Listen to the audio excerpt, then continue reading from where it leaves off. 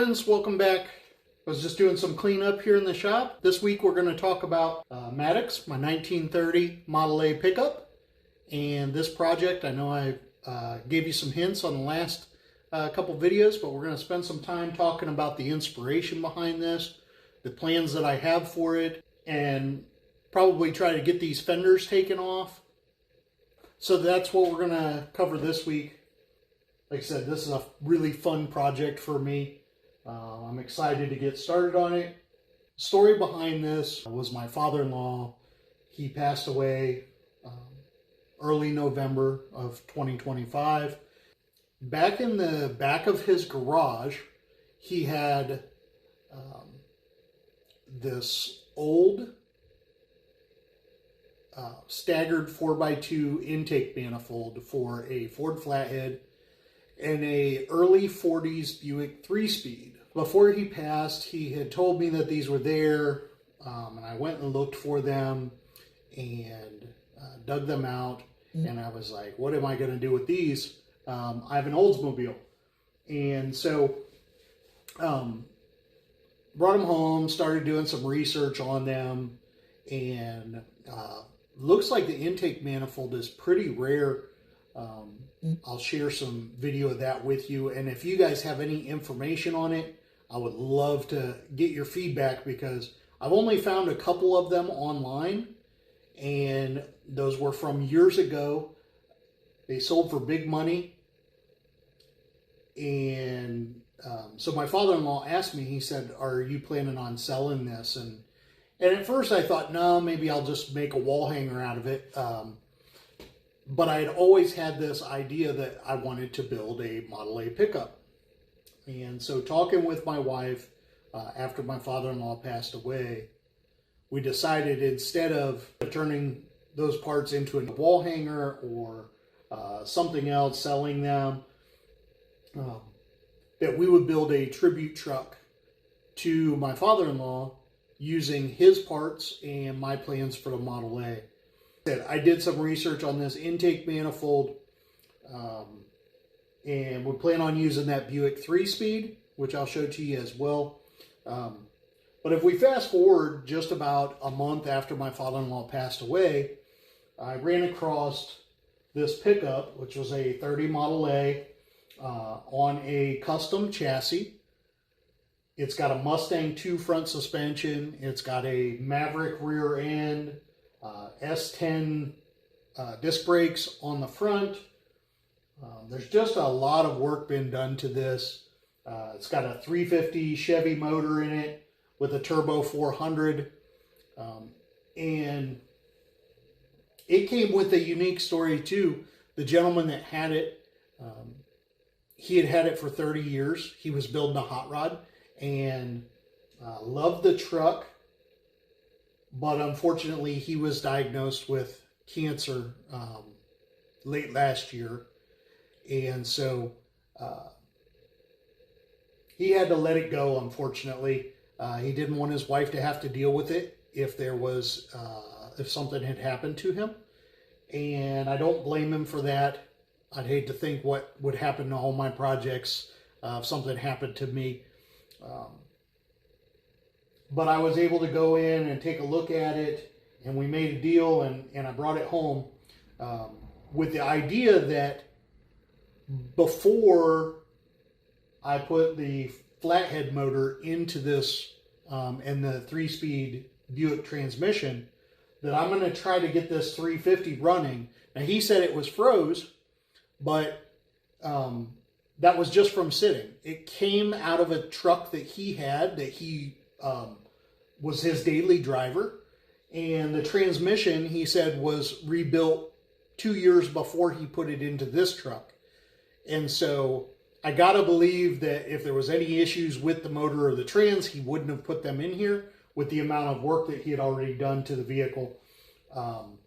So I'm going to try to get this 350 running, and we got to figure out a drive shaft and some other pieces, but I'm hoping that by the end of spring, maybe I can either have him come here or me take this to him and allow him to drive it. Like I said, he had it for 30 years, but I don't know that he ever got to, well, I do. I know that he never got to drive the truck, and it was a passion of his. So if I could give that back to him and allow him to be able to drive it, I just feel like a good steward of the opportunity that he gave me to be able to purchase it. And then after that happens, then we'll look at pulling this motor and this transmission out. I've got a Ford Flathead already. It's a running 59 AB. And so it has new bearings, new rings in it. And I think it's going to be a perfect fit for this truck. The big thing is we got to figure out how to adapt that early 40s Buick 3-speed. And so, but I got to figure out how to adapt that to the Flathead. But I know that this is something that they used to do back in the day, probably 40s and 50s, or 50s and 60s when they would build Model A hot rods.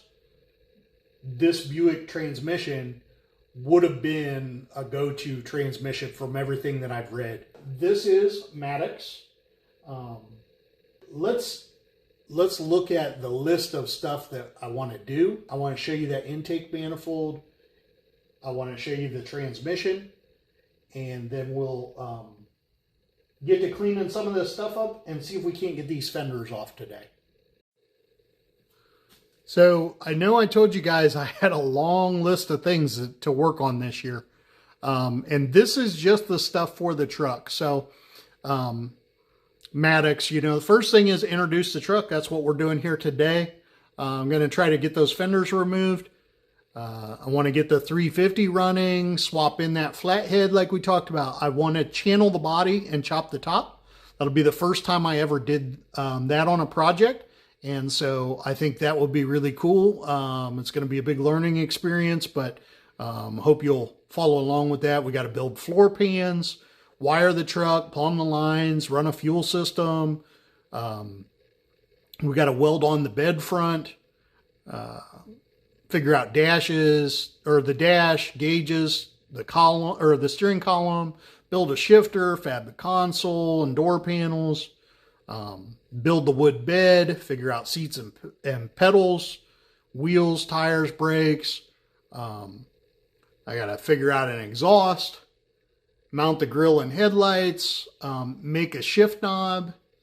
The Maddox tailgate detail, that one's kind of cool. I do want to take the Ford logo on the bed, and we're gonna I'm gonna cut that out, and I'm gonna have a piece bead rolled so it says Maddox instead, and we're gonna replace that panel.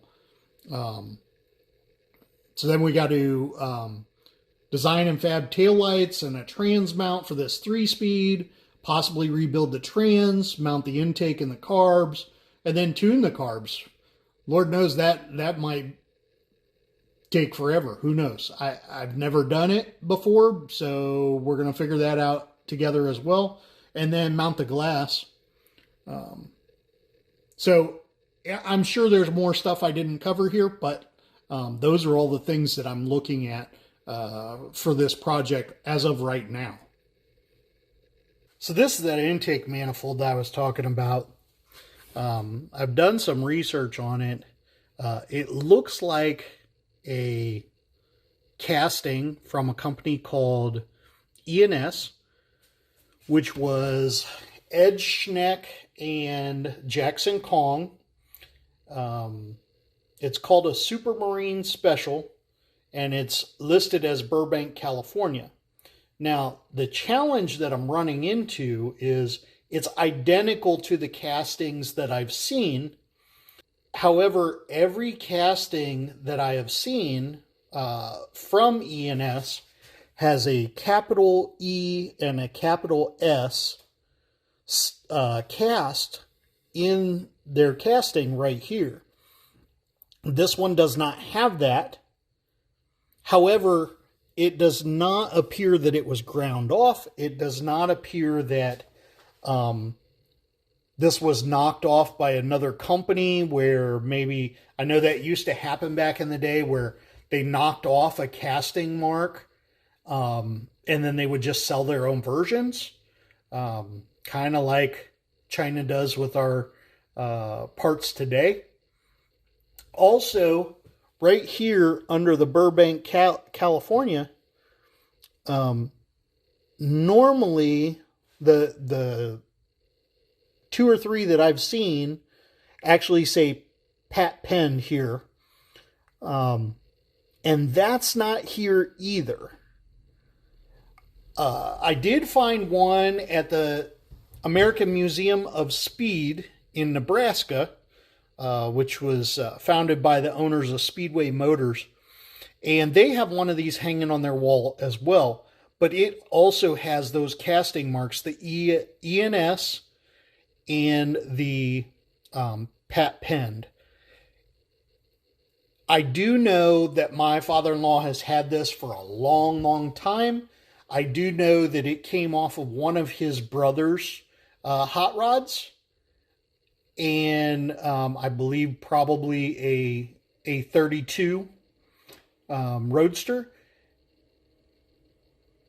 And I do know that they said, that my father-in-law said it was a bear to try to get it carbed right.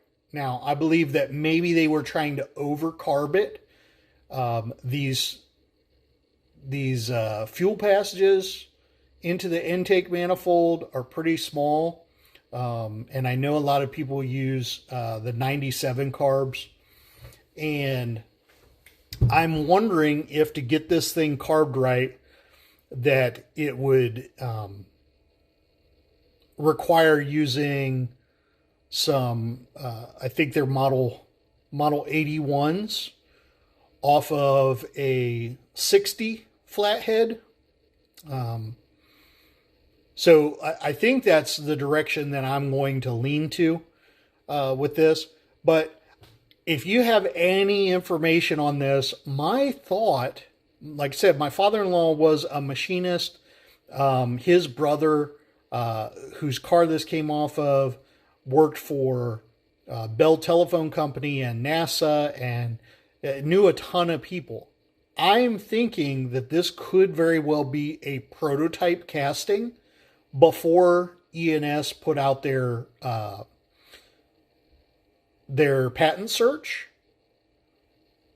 but I can't verify that. So I'm really trying to find it. The other unique thing or interesting thing to me, just for history's sake, and I'm going to leave this on here when I use it. This is a note that my father-in-law and my father-in-law's brother actually wrote on here when they pulled it off the car. And I don't know if you can make it out, but it says, "This thing is a gas hog." And then after it came off the car and they wrote that on there, it got wrapped in a blanket and put in the back corner of my father-in-law's garage and sat there for 30, 40 years. It's hard to say. So he had told me he had only ever seen one other like it in California when they worked on this. And so, yes, definitely trying to track down the history on this. So if you have any information, please comment. Send me a message. I'd love to find out. To me, it's not just about building the vehicle. It's about the history of the car. So I'd appreciate any help that anybody can give. So like I said, I think that intake manifold is going to be super cool on a flathead. Clearly, I mean, I've been researching this for months, and I haven't seen one on another. I've seen 4-carb intakes, but I've never seen this intake on a flathead car before. So I know it says Super Marine Special. I also know that back in the 40s, this same type of intake manifold by ENS was actually used and set a land speed record of 139 mile an hour. And that was in the early 40s. So I think that would be super cool just to bring it back for the history. But yes, if you have any information on it, please share, please comment, send me a message. I definitely want to track down the history of this thing. And if it is a prototype, like I'm thinking, it is a true piece of history. There's not a lot of information about this company, ENS, out there that I've found. I do know that they changed their name to LNS at one point and moved to Atlanta from Burbank. But aside from that, I haven't been able to track down much information. I reached out to the American Museum of Speed. I've got a call in with them, but I haven't heard back from them yet. I'm hoping there's a gentleman there. They have a room full of intake manifolds for Ford flatheads that the owner of that collection maybe could give me some more insight, because this room, there's several hundred different intake manifolds, all from being home built to lots of different companies back in the day. So yeah, I'm hoping that I could track down some information that way. So the other neat piece that I got was this Buick 3-speed. My father-in-law told me years ago about this transmission being in his garage, and he said, hey, whenever you want, I don't have any use, you can have it. And so my mindset was, this thing's a paperweight. It's been sitting for 30, 40 years. And what am I going to do with a early Buick 3-speed? Clearly, it doesn't fit in my Oldsmobile. And I didn't have any other projects at the time that I could use it in. So it just kind of sat there until, like I said, we started cleaning out the house, and I looked at this 3-speed and grabbed a hold of the input shaft to load it in the car, and everything was free. I thought for sure it would have been locked up, you know, just froze up just from sitting for so long. But it wasn't, and from what I'm learning, it's probably the perfect thing to go behind this flathead. So let me show you what it looks like here. So this is the 3-speed. The casting numbers are here, 1312397-1, which indicates that this would have been a Buick or a Pontiac from what I'm reading. Again, I don't know a lot about these, so I'm trying to figure it out as I go. But here's the input shaft, and you can see how easy that turns. Now, there is some play in the input shaft, and maybe it needs to be rebuilt, maybe it doesn't. It doesn't seem like excessive play to me. And the front and back play are non-existent. There's just some up and down. So I don't know, maybe it needs a new front bearing in here. But we're going to look at it. But I mean, look how easy this thing turns. I would have never thought after 30, 40 years of sitting that it would do that. On the opposite end, here's the output.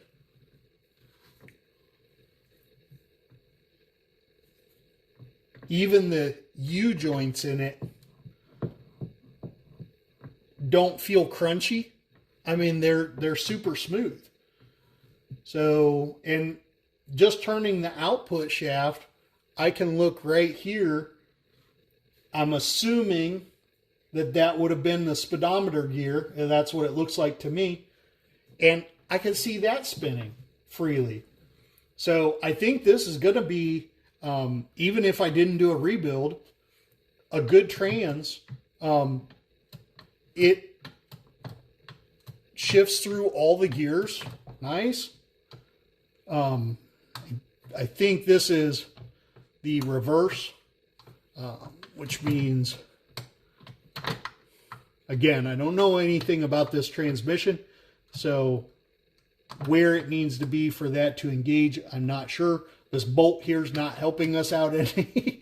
I'm not sure why the design was to have a bolt right there from GM, but it's there. So we're going to dive into this a little bit too. It's just a super cool piece.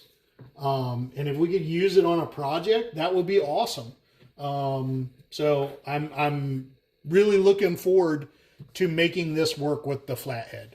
And again, if you have any information, like I said, the part number or the transmission number is 131239-7-1. There's also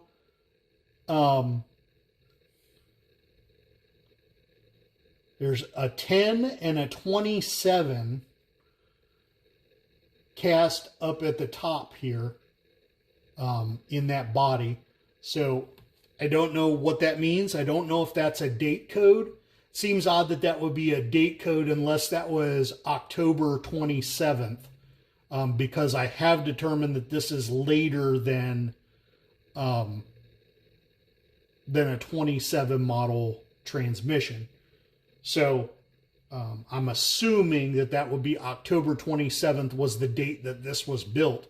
But yeah, any information that I could find would be great.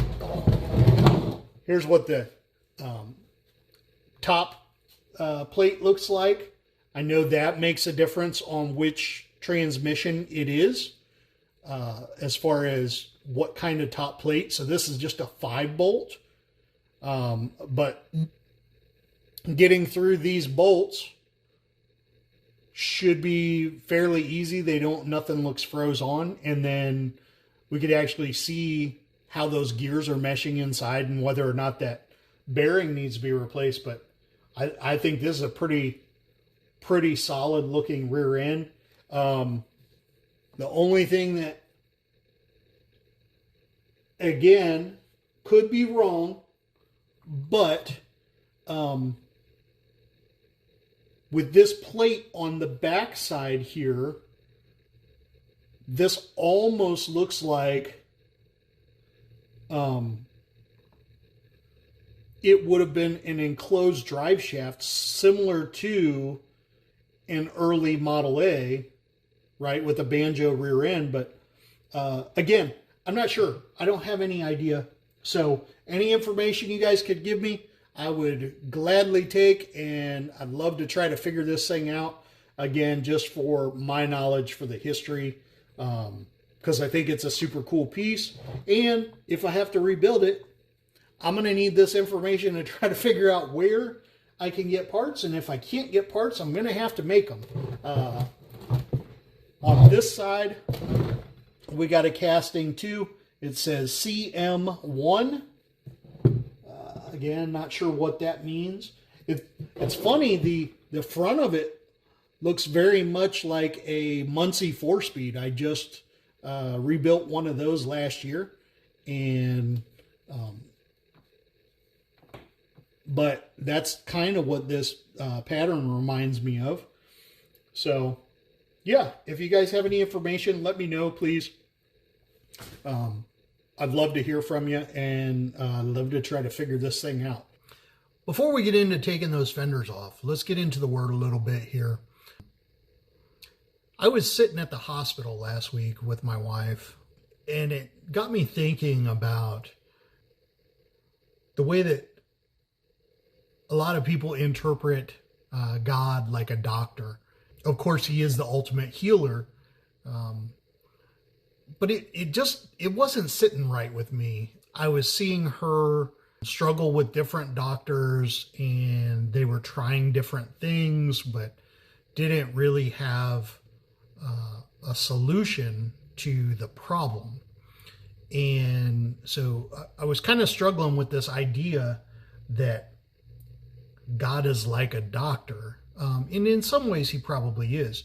But to me, I feel like God is a little bit more like a car guy or a master builder, not just a repairman.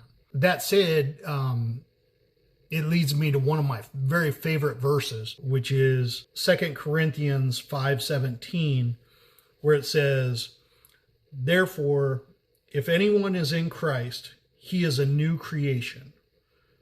The old is gone, the new has come." Most people think of God like he's a doctor. We go to him when something hurts, we want a diagnosis, we want a prescription, we want to get fixed and get back on the road of life.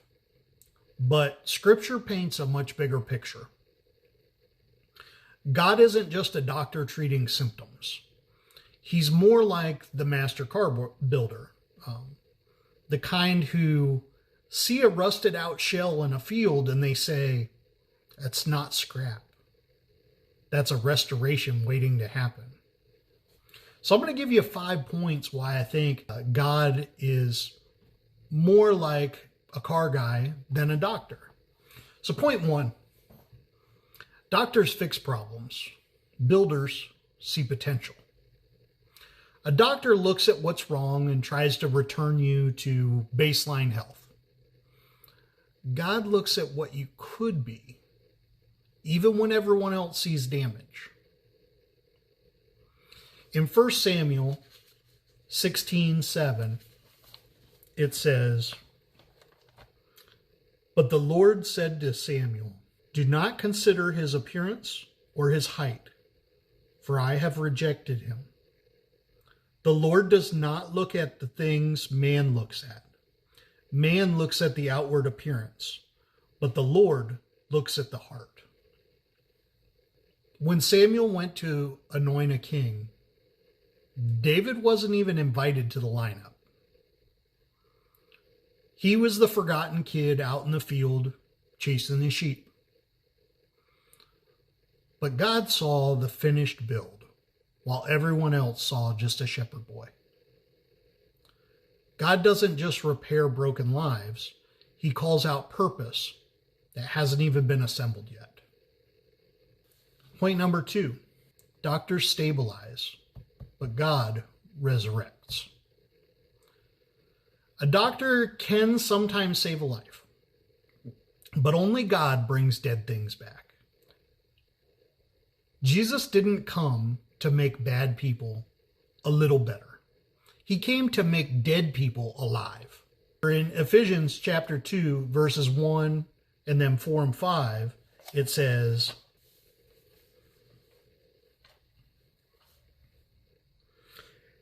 "As for you, you were dead in your transgressions and sins, but because of his great love for us, God, who is rich in mercy, made us alive with Christ, even when we were dead in transgressions. It is by grace you have been saved." That's not repair language. That's resurrection language. It's the difference between patching a cracked engine block and pulling a forgotten chassis into the shop for a full frame-off restoration. Point 3, doctors treat what is. God rebuilds what will be. When you restore a car, you don't just clean it up. You imagine the finished product. The stance, the sound, the purpose, the drive it was built for. God works the same way in us. In Philippians 1, verse 6, it says, "Being confident of this, that he who began a good work in you will carry it on to completion until the day of Christ Jesus." We see our flaws.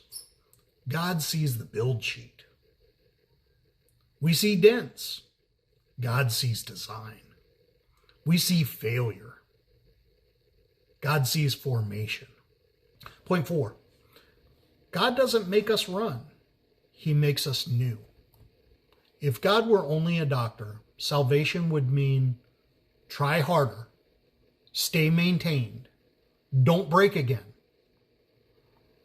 But Jesus said in John chapter 3, verse 7, you should not be surprised at my saying, you must be born again. That's not maintenance. That's total identity change. New heart, new spirit, new direction. More like an engine swap, frame reinforcement, and complete rewiring than just a tune-up. Point 5. The shop is still open. The beautiful truth, God doesn't only restore people who look salvageable. He specializes in the ones written off. Back in 2 Corinthians chapter 12, verse 9, Jesus said, my grace is sufficient for you, for my power is made perfect in weakness. Therefore, I will boast all the more gladly about my weaknesses, so that Christ's power may rest on me. Unlike a doctor, God's not standing in heaven with a clipboard and a stethoscope.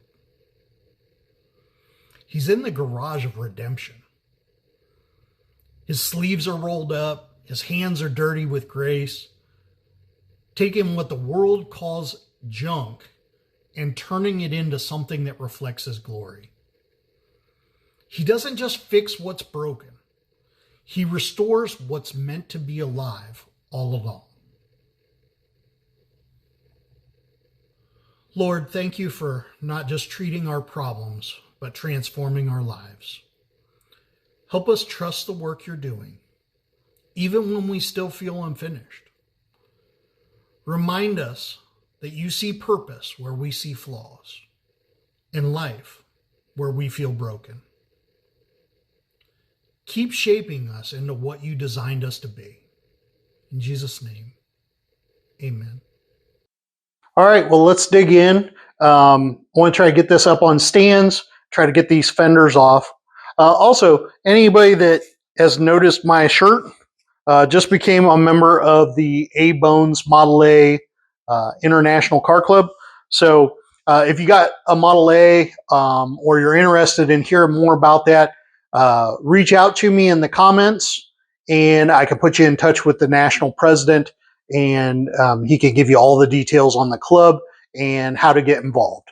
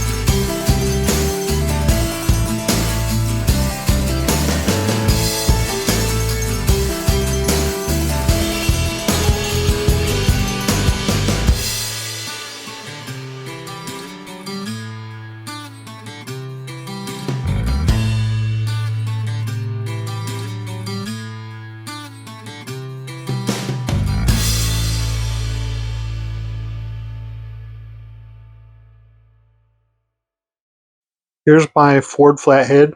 It's a 59 AB. You can see right there on the heads. This thing runs really good. Sounds really nice. It's got brand new rings and bearings in it. The guy I picked it up from, probably in his 80s, he's retired and just loves flathead motors.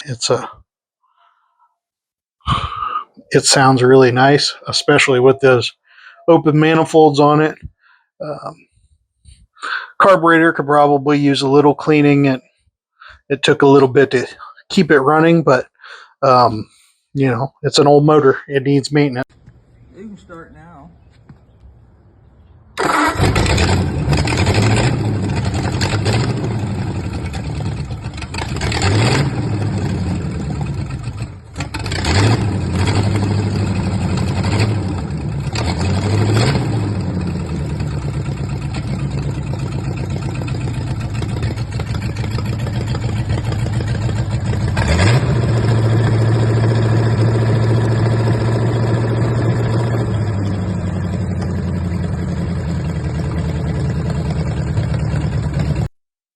Okay, well, we got the fenders and the running boards off. I forgot that those front running boards I never had bolted on after I picked it up. But we got those. We got the running boards off. Got the bed all off. Big pile of parts.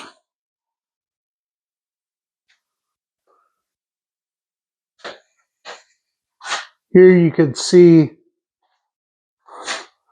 some of this damage to this front panel that's got me wanting to replace it. It's not hateful, but there is some big chunk missing on the front there, on the bottom. So could I fix it? Yes, but since it came with a new front panel, I'm just going to go ahead and utilize that.